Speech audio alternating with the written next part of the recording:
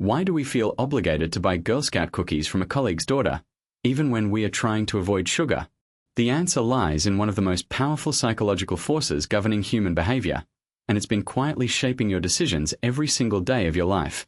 This invisible force is so predictable that marketers, politicians, and negotiators have weaponized it for decades, often without you even realizing it. Welcome to the fascinating world of reciprocity psychology, the first and arguably most fundamental principle in Robert Cialdini's groundbreaking framework of influence.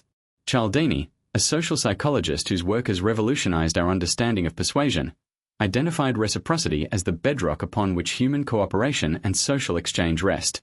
But what exactly is reciprocity, and why does it hold such tremendous power over our behavior? At its core, reciprocity is the psychological principle that compels us to return favors, pay back debts, and treat others as they have treated us. It's hardwired into our social DNA, developed over millennia of human evolution where cooperation meant survival. When someone does something for us, we experience an uncomfortable psychological tension until we've somehow evened the score. This isn't mere politeness or social convention, it's a fundamental drive that operates below our conscious awareness, influencing decisions we think we're making rationally. Cialdini's research revealed that reciprocity works through what psychologists call the rule of obligation. When we receive something from another person, whether it's a gift, a favor, or even just information, we immediately feel indebted.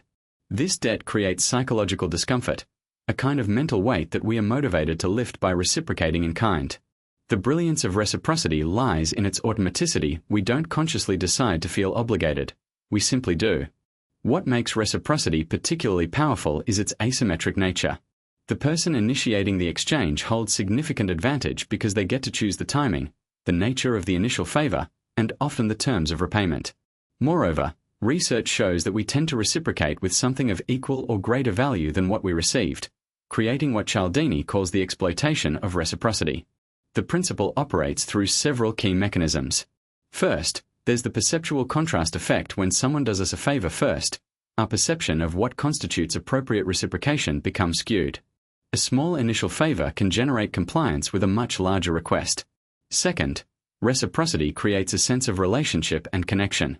We feel more positively toward people who have given us something, making us more likely to say yes to their subsequent requests. Finally, there's the social proof aspect. When we see others reciprocating, it reinforces the norm and makes us more likely to follow suit. Cialdini demonstrated reciprocity's power through elegant experiments. In one famous study, researchers found that restaurant servers who gave diners a small mint with the check received tips that were 3% higher than those who gave no mint. When they gave 2 mints, tips jumped 14%. But here's where it gets interesting. When servers gave 1 mint, started to walk away, then turned back and gave a second mint while saying it was for the nice people at the table, tips increased by an astounding 23%. The perceived personal nature of the gesture amplified the reciprocal response.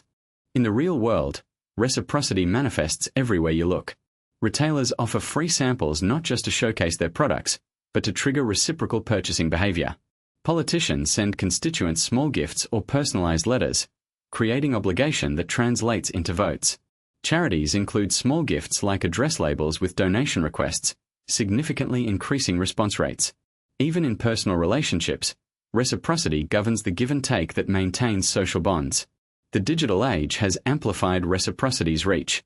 Social media platforms exploit this principle through features like likes, shares, and comments, creating networks of reciprocal engagement.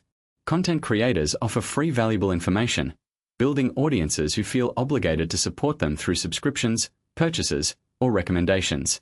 Online businesses provide free trials, tools, or consultations, banking on reciprocity to convert prospects into customers. Understanding reciprocity offers both opportunity and protection. When you recognize its operation, you can use it ethically to build relationships, motivate teams, and create positive exchanges. Simultaneously, awareness helps you identify when others might be attempting to manipulate your reciprocal tendencies for their benefit rather than yours. The key to reciprocity's ethical application lies in genuine intent. When you give first with authentic desire to help or add value, reciprocity works naturally to strengthen relationships and create mutual benefit. However, when reciprocity becomes a calculated manipulation tactic, it often backfires, damaging trust and relationships in the long term. Cialdini's principle of reciprocity reveals a fundamental truth about human nature: We are inherently social creatures programmed to maintain balance in our relationships. This programming serves us well in most circumstances, fostering cooperation and community. But in our complex modern world, understanding how reciprocity works becomes essential for navigating social and professional interactions with both effectiveness and integrity. Subscribe to Psychology. Theories explained for more insights into the minds that shaped our understanding of human behavior.